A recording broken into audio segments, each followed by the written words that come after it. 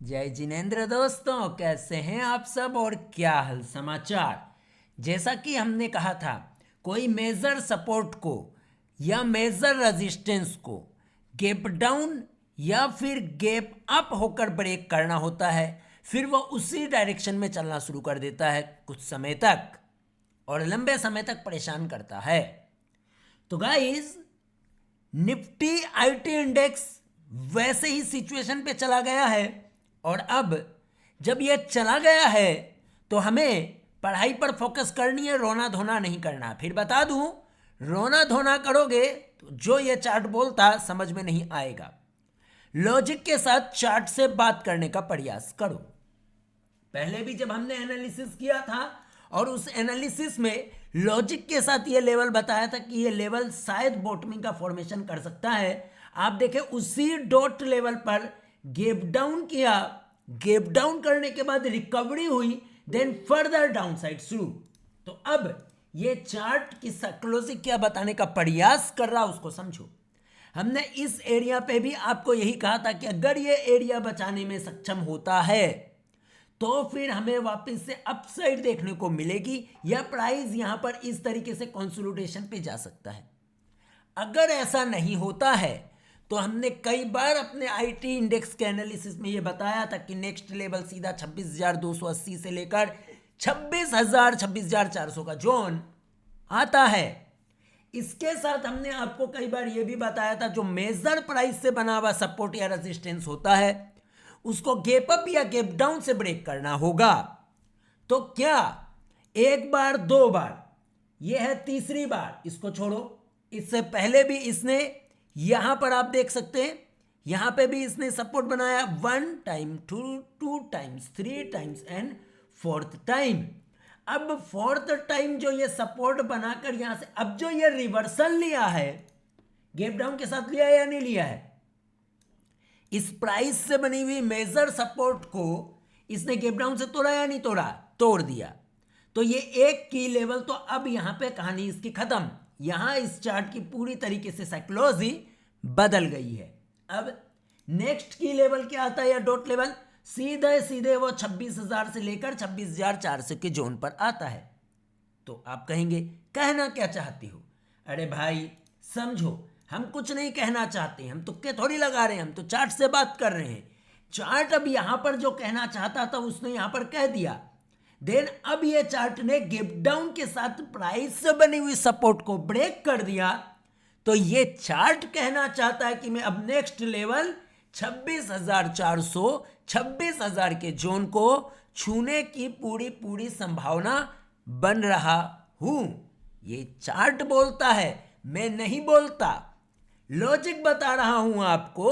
Price से बना हुआ मेजर सपोर्ट गैप डाउन के साथ ब्रेक किया है। अगर ये आज की क्लोजिंग इसी तरीके से नीचे रेड कैंडल से होती है तो आने वाले कुछ ही समय में निफ्टी आईटी 26,000 से लेकर 26,400 के जोन को दिखा सकता है। आगे बढ़ते हैं। याद रखना, अगर निफ्टी आईटी में और तेज यानी जो गिरावट यहां तक आती है तो निफ्टी जल्दी चलने वाला नहीं है। इसका असर आपको निफ्टी में भी देखने को मिलेगा। हो सकता है निफ्टी भी जो है डर के माहौल में चला जाए। समझ में आया?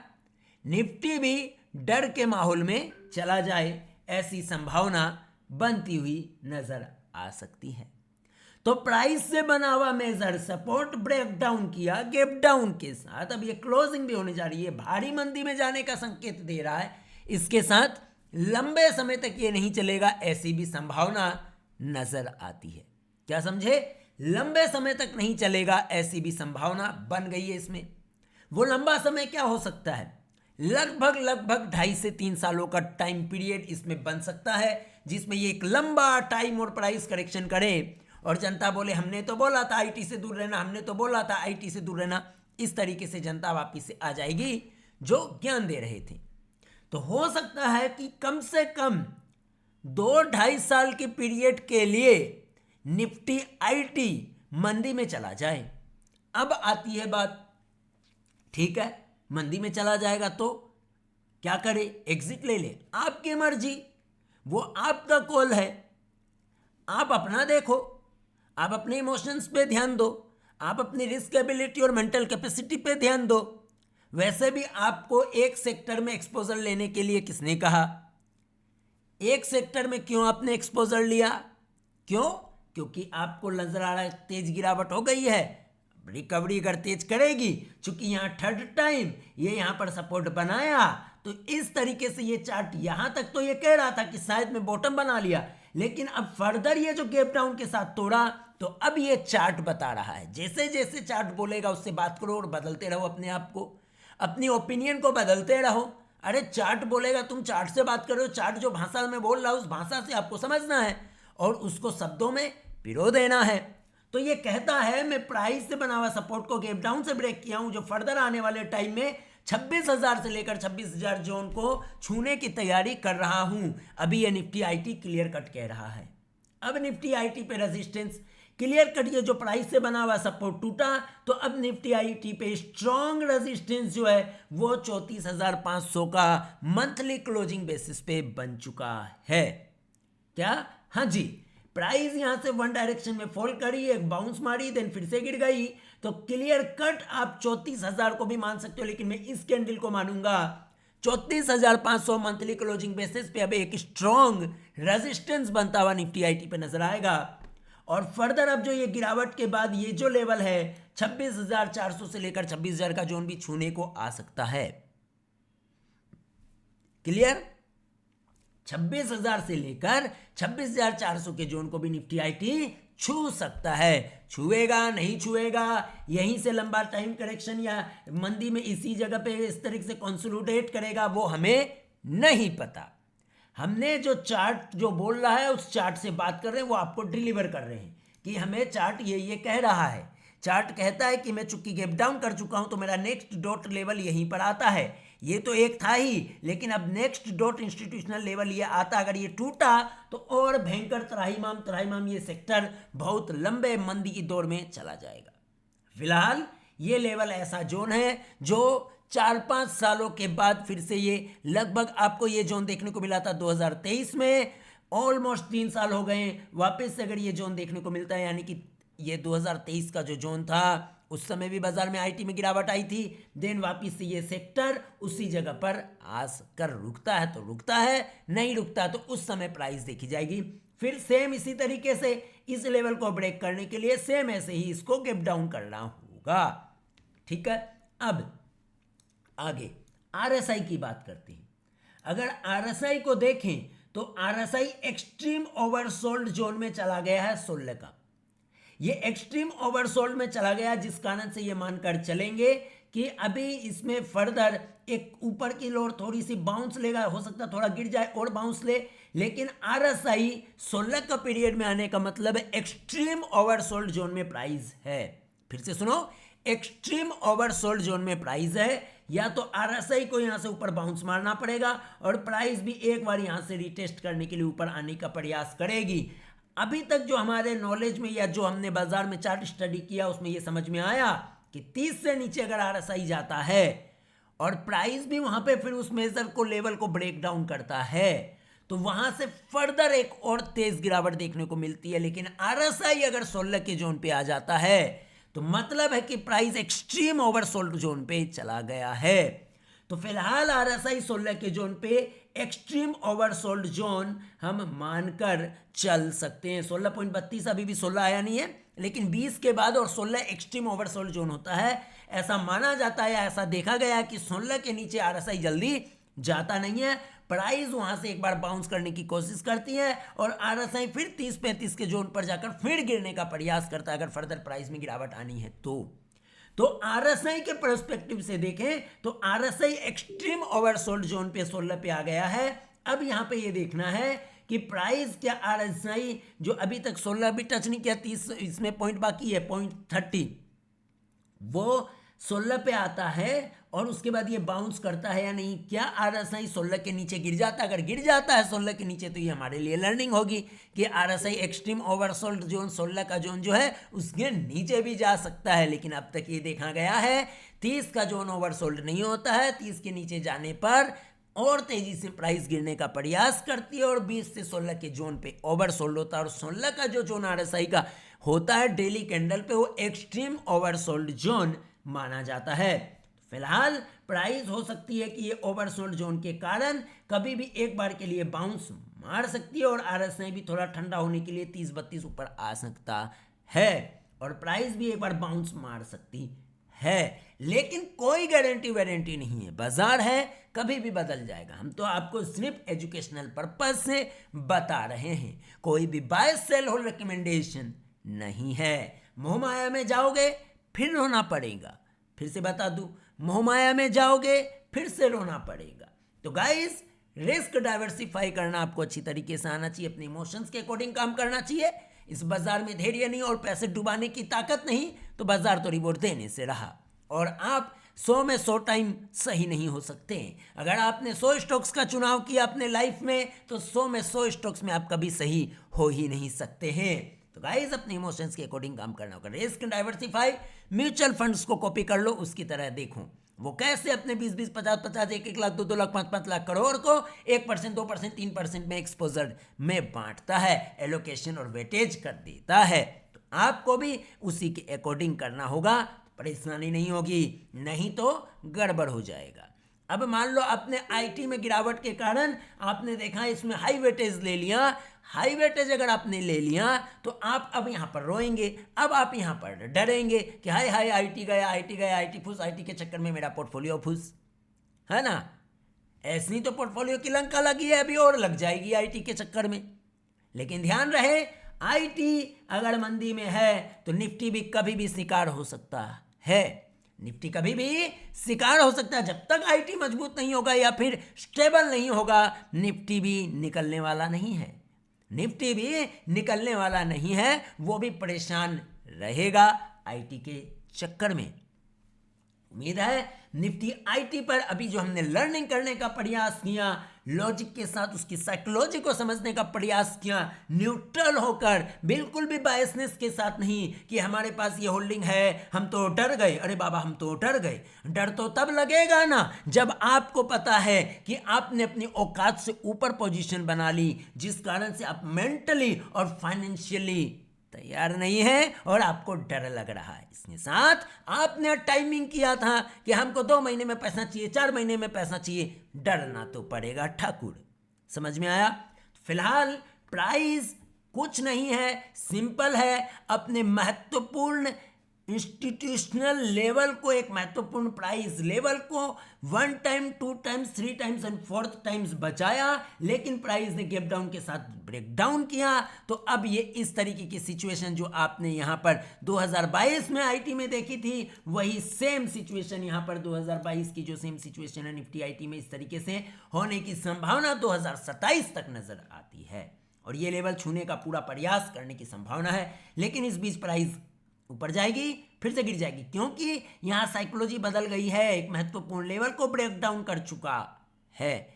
यहाँ पर स्मार्ट मनी भी इसको अब क्या कर रहा है, इसको कुछ सपोर्ट देने का प्रयास नहीं कर रहा है और निफ्टी आईटी में गिरावट शुरू है। ये लेवल है 16 का भी जोन आ रहा है। 16 के प्राइस आने पर आरएसआई एक बार बाउंस मारेगा और प्राइस एक बार या तो स्टेबल हो जाएगी या एक बार फिर से बाउंस मारने की कोशिश कर सकती है। लेकिन ये ब्रेकडाउन ये बताता है कि मैं 26,000 के जोन को छूने का प्रयास, 26,400 के जोन जो कि 2022 में इस तरीके से डिस्को डांस किया था, उस सिचुएशन पे जा सकता हूं। उसके बाद जस्ट इसने 2022 से लेकर 2023 यानी 2 साल लगभग इस तरीके से डिस्को डांस किया। तो आने वाले 2, 2.5, 3 साल तक हो सकता है ये निफ्टी आईटी इसी तरीके से यहाँ पे अगर आता भी है और रुक जाता है तो इसी तरीके से डिस्को डांस 3-4 बार ऐसे ऐसे कर सकता है, जो कि 2 से 2.5-3 साल का पीरियड ले सकता है। अब आईटी वाले बोलेंगे हाँ हम तो आईटी में बैठे हुए, क्या करें, आईटी बेच दे क्या? अरे भैया वो तुम्हारा कॉल है, वो आपका अपना कॉल है, आप जानो, आप अपना काम जानो। हमें तो पता है मार्केट में जो डुबाने की ताकत रखता है माल उसी को मिलता है और धैर्य चरम सीमा पर रहना चाहिए। डुबाने की ताकत का मतलब है 100 रुपये पॉकेट में है तो एक में 3 रुपया डाला, किसी में 2 रुपया डाला, किसी में 1 रुपया डाला, डूबा अगर 3 रुपया तो आपका 100 रुपये में 3% ही तो लॉस हुआ ना।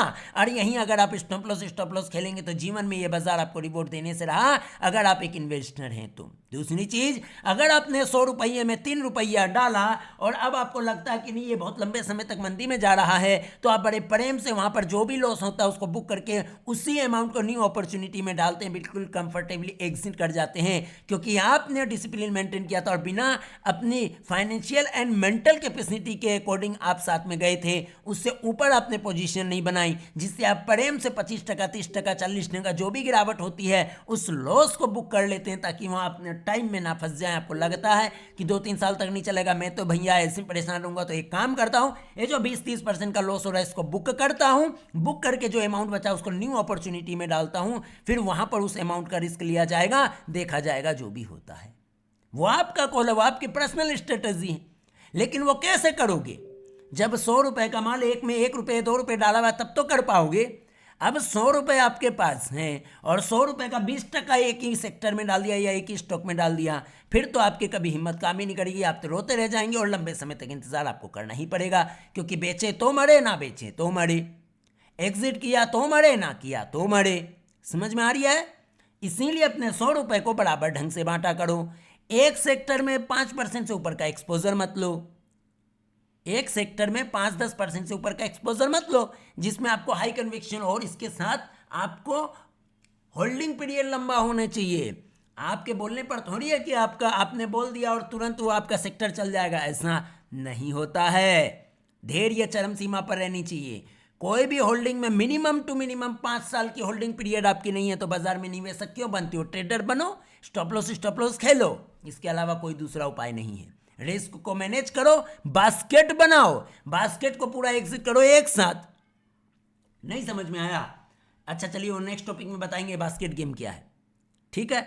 वो एक साथ एग्जिट करना होगा आपको बास्केट को। तो सिंपल है, फिलहाल आईटी एक बड़ी मंदी में जा रहा है, लेकिन आरएसआई 16 के आसपास एक एक्सट्रीम ओवरसोल्ड जोन है, एक बाउंस मारने का प्रयास कर रहा है, लेकिन आईटी का मेजर सपोर्ट लेवल टूट चुका है, मेजर सपोर्ट लेवल टूट चुका है, जो यहां पर सीधे गैप डाउन के साथ टूटा है, ये अच्छी बात नहीं है। अगर ऐसा हुआ है तो अब ये इस लेवल पर आएगा, तो याद रखना बहुत सारे आईटी के स्टॉक्स आपको 2022 के टोटल लेवल पर देखने को मिल सकते हैं। और जब तक आईटी नहीं चलेगा निफ्टी भी नहीं चलेगा। अभी के लिए दीजिए इजाजत, फिर से दिमाग के ढक्कन को खोलो, ज्यादा रोना धोना नहीं करने का, दिमाग के ढक्कन को खोलकर आईटी के चार्ट को पढ़ने का कि तुम यहां पर सपोर्ट बनाए थे, तुम यहां पर सपोर्ट बनाए थे, तुम हाई पैनिक के साथ यहां पर सपोर्ट बनाए थे, देन तुमने फर्दर इसको जब ब्रेक किया, अब तुम न्यू इमोशंस के साथ, नई साइकोलॉजी के साथ नई रैली में जा रहे हो, मतलब नई सिचुएशन पे आप जा रहे हो, मतलब यहां सारा गेम बदल गया है। जो चीज यहां पे जो इमोशंस था वो इमोशंस गैप डाउन के साथ खत्म हो चुका है, वाइप आउट हो चुका है। तो अब फर्दर यही नेक्स्ट लेवल आता है। इतनी प्रेम से चार्ट बोलता है, लेकिन आप इस तरीके से चार्ट से बात नहीं कर सकते। क्यों?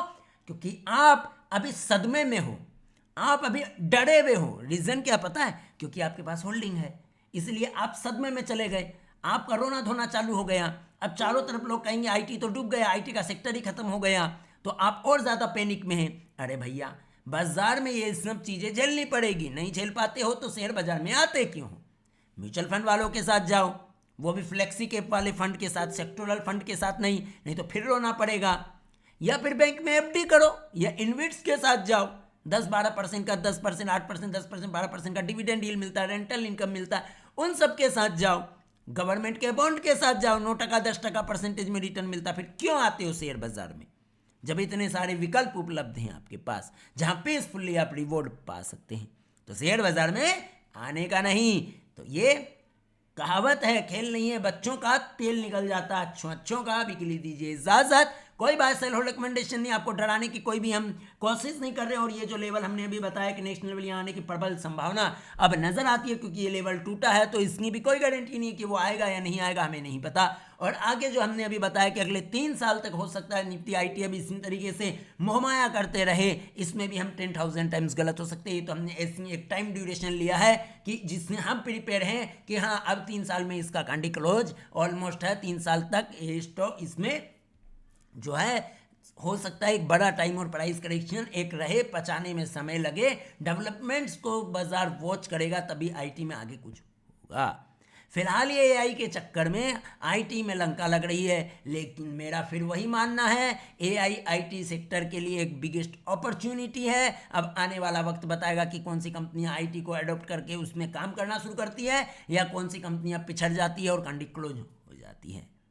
तो वो तो वक्त बताएगा। सेंटीमेंट आने वाले समय में फिलहाल के लिए बहुत ज़्यादा नेगेटिव है। वीडियो काफ़ी ज़्यादा लंबी हो गई क्योंकि काफ़ी ज़्यादा चर्चा करी, बार बार करी, क्योंकि ये अभी हॉट टॉपिक रहेगा मार्केट में। हर यूट्यूब के ज्ञानी बाबा इस पर ज्ञान देंगे, हर इन्फ्लुएंसर आईटी का ज्ञान देगा, हर ट्विटर पर ज्ञानी बाबा बोलेगा मैंने तो बोला था आईटी से दूर रहो, मैंने तो बोला था आईटी से दूर रहो। ऐसे लोग भी आएंगे, समझ में आ गया। तो हर तरीके के लोग हैं, सभी अपने अपनी ओपिनियन देंगे।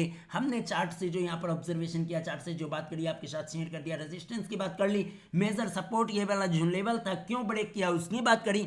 इसी तरीके से खुद जाकर चार्ट को समझने का प्रयास करो तो आपके आंखों के सामने दिमाग का ढक्कन अगर खोलोगे तो दिख जाएगा कि यहाँ पर लॉजिक क्या है, यहाँ पर लॉजिक क्या है, इस पर ये आपको समझ में आ जाएगा। सारी चीज़ें चार्ट पर जब स्टडी की जाती है वो लॉजिक के साथ की जाती है, तो लॉजिक आपको मैंने क्लियर फुल ट्रांसपेरेंसी के साथ बताया।